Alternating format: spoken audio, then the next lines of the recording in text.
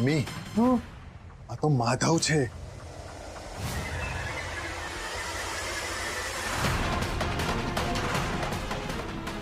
ઓહો, હવે સમજાણું કે આનો કાકો અને ગોતતા ગોતતા અહીંયા શું કામ આવ્યો. ફૈબા, એમના કોઈ કાકા નથી. ગુરુ, આ જો તારી ભાણી હોસ્પિટલમાં સારવાર કરવા માટે મોકલાવી હતી, ત્યાંથી પણ ભાગી ગઈ અને હવે અહીંયા આવીને નવા ગાંડા કાઢે છે. શું નામ છે આનું? માધવ. આવે જે હોય એ, આનો કાકા છે અને આનો કાકો અહીંયા ગોતતો ગોતતો આવ્યો તો.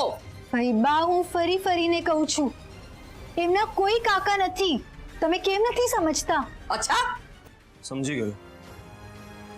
તો પછી ઓલા ટેણિયાથી શરૂ કરીએ આપણે, કેમ કે મેડમ નીરવની બોલી બોલતા મને વધુ પડશે. આ નીરવ છે ને જરાય બદલાણો નથી. એ મને એવો જ છે. મારી પાસે બધા પ્રૂફ આવી ગયા છે ને હું લઈને દ્વારકામાં નીકળી ગયો છું. કેશવ, નીરવથી યાદ આવ્યું, તમે મને મુંબઈથી ફોન પર કહ્યું હતું કે નીરવના પ્રૂફ મળ્યા. એ શું હતું?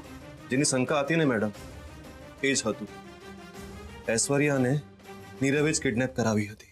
શું? હા, ને પછી નીરવે જ ઐશ્વર્યાને બચાવી પણ હતી. વોટ? પણ કેમ? કેમ કે નીરવને ગગન મહેલમાં દાખલ થવું હતું ને એની પાસે ઐશ્વર્યા સિવાય બીજી કોઈ સીડી નહોતી, એટલા માટે. હતું જ, મને હતું જ. Nirav, be ready. Now tit for tat.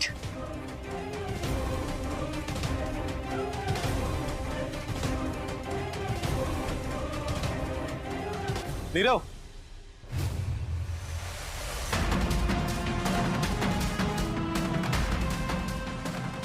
ટેણિયા ભાઈને ભૂલી ગયો? મારો ભાઈ કેશવ હતો, તું નહીં. કેશવ સિવાય તને બીજા કોઈ ટેણિયા કહ્યું છે? એ બધું હવે મને નથી ખબર, પણ તું કેશવ નથી. કેશવ આ દુનિયામાં જ નથી રહ્યો. ને આ વાત આટલા વિશ્વાસથી કેમ બોલે છે તું? કારણ કે કેશવની લાશને મેં મારી સગી આંખે જોઈ છે. ખાલી જોઈ જ છે કે પછી લાશ બનાવવાનો પ્રયત્ન પણ કર્યો હતો? નીરવ, શું થયું? આમ તારી બોલતી બંધ કેમ થઈ ગઈ? તો મજાક કરું છું ટેણિયા. શું તું પણ? એ મને આવી મજાક ગમતી નથી અને મજાક કરનારા પણ. એટલે મારી સાથે કોઈ રમત નહીં રમતો કે? નીરવ, રમત રમવાનું કામ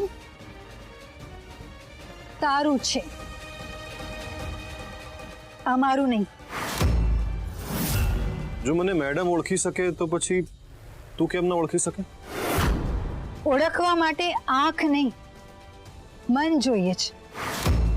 ને નીરવનું તો મન જ નથી કે તમે એની આસપાસ હો. એ ટેણિયા, હું તારો ભાઈ છું, તારો સગો ભાઈ છું. સગો નહીં, સાવકો. અને તું નહીં, કેશવ. હું કેશવ જ છું. હું તને કેવી રીતે વિશ્વાસ અપાઉં? હું એ જ કેશવ છું જેને મારવાનો તે પ્રયત્ન કર્યો હતો. એ જ કેશવ જેનો એક્સિડન્ટ માધવની કાર સાથે થયો હતો. ને એમાં માધવનું ડેથ થયું. બસ, મેં તમારી વાર્તા સાંભળી લીધી.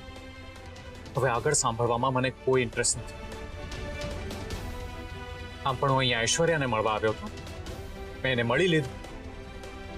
Good bye. એ જ ઐશ્વર્યાને જેને મુંબઈથી ટીવી શો માટે તે જ ફોન કરાવ્યો હતો. એ જ ઐશ્વર્યાને જેને દુબઈ વેચી દેવાનો પ્લાન પણ તે જ બનાવ્યો હતો. તું એને વેચવા નહોતો માંગતો, પણ તું એને ત્યાં જઈને બચાવવા માંગતો હતો.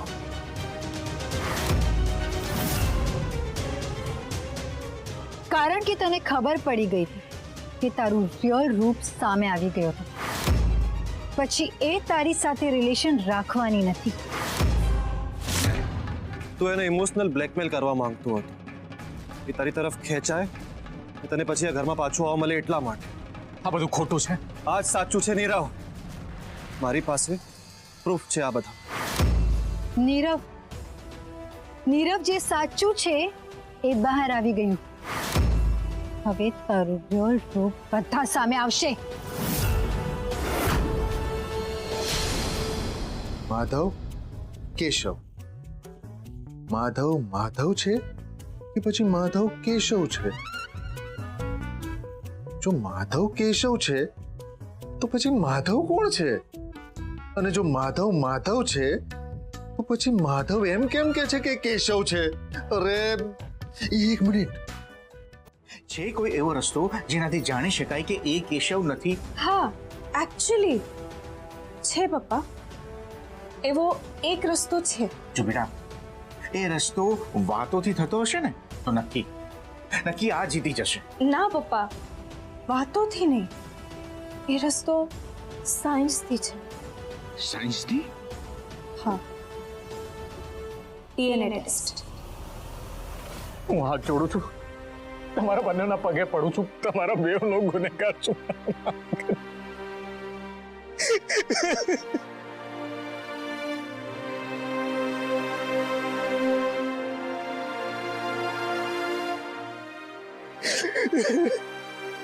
એ ટેણિયા, ઊભો થા.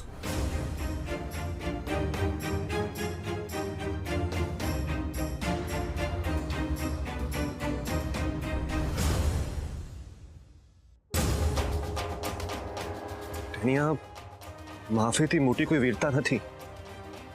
જો તે મને પહેલા કહ્યું હોત ને તો મેં તને ક્યારનો માફ કરી નાખ્યો હોત. મને પહેલા કેમ ના કીધું? હું તારા લગનમાં સૌથી આગળ નાચતો હોત ગાંડા. આ તારી આંખમાંથી જે વહે છે આ આંસુ નથી, આ તારો ઐશ્વર્યા માટેનો પ્રેમ છે, સમજો તું? ને આ દુનિયામાં પ્રેમથી મોટું બીજું કંઈ જ નથી. ભાઈ ચાલ, આપણે પોલીસ સ્ટેશને જઈએ. હું જેલને જ લાયક છું. હા, તું જેલ જઈશ, તું પાક્કું જેલ જઈશ. હા, મારું વચન છે તને. પણ કઈ જેલમાં? પ્રેમની જેલમાં. ઐશ્વર્યા પાસે જઈશ તું, સમજો? પણ એક વાત યાદ રાખજે નીરવ, તારે આ પ્રેમની જેલમાં સુધારવાનું છે, સમજ્યો? તને જેટલો પ્રેમ કરે ને ઐશ્વર્યા, તારે એને 10 ગણું કરીને એને પાછો આપવાનો છે, બરાબર? ને મને એક વાતનું વચન આપ, કંઈ પણ થઈ જાય કે મારી બહેનને તું ક્યારેય પણ દુખી નહીં કરે, જરાય પણ દુખી નહીં કરે.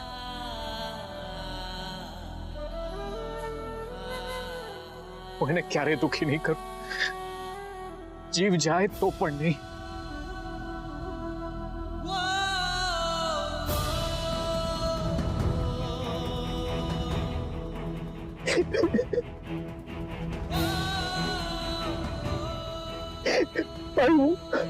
હું ઐશ્વર્યાને ક્યારે દુખી નહીં કરું. તું ઘરે જોઈશ, જોઈ લેજે. નહીં તો તારું જોડું અને મારું માથું.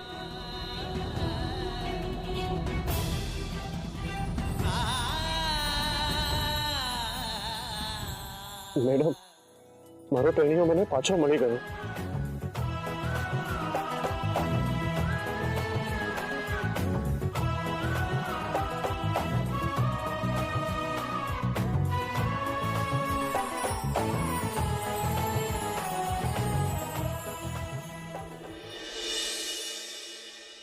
સંસ્કૃતિ, તું મને આ વાત માનવાનું કે છે?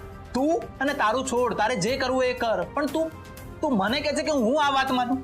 હું આ માણસને કેશવ માનું? અરે એનું મોઢું જો, એની બોડી જો, એ માણસ ક્યાંથી પણ એ કેશવ લાગે છે?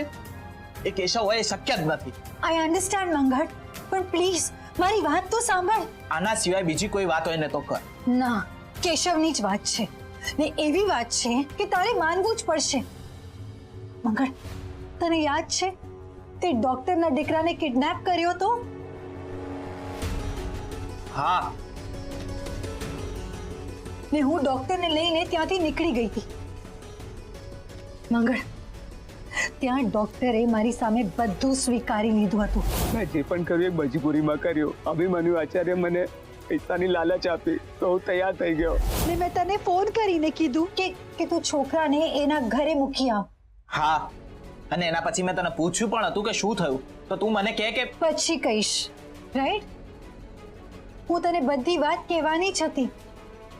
પ્લાસ્ટિક સર્જરીની, ફેસ સ્વોપની, ફેસ બદલાવી નાખવાની.